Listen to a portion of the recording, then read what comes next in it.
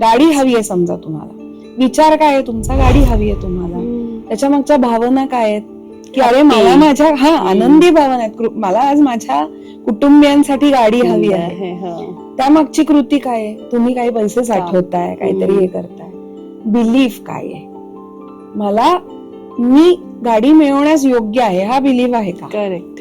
किंवा माझ्या गाडी मिळवण्याच्या प्रक्रियेत काही मला मदत मिळेल काही ना काही, आणि म्हणजे ती होईल गोष्ट माझ्यासाठी, हा बिलीफ नसेल ना, म्हणजे ह्या चारही गोष्टी एकत्रित पाहिजे त्याच्यासाठी.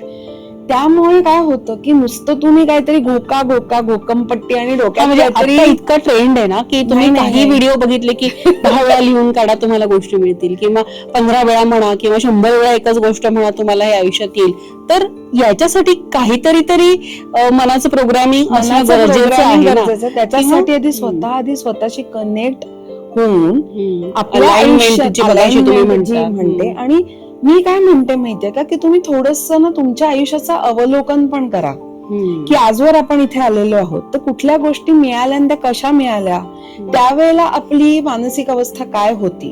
आणि मी असं म्हणेन ना की हा मॅनिफेस्टेशन, स्वतःशी जोडलं जाण्याचा, आपलं अवचेतन मन समजून घेण्याचा हा एक जी प्रक्रिया आहे ना ही खूप सुंदर आहे. ज्याचा त्याचा हा अनुभव घ्या, तुम्ही प्रयोग करा, मला काहीतरी गोष्ट मिळाली आणि मी तुम्हाला सांगितलं की अरे मी तर माझ्याकडे 4 गाड्यात उभ्या आहेत आज, तीच गोष्ट हे घ्या तुम्हाला हा फॉर्म्युला आणि तुम्हाला 4 गाड्या येतील, तर असं नाही. प्रत्येकाचा इंडिव्हिज्युअल वेगळा आहोत.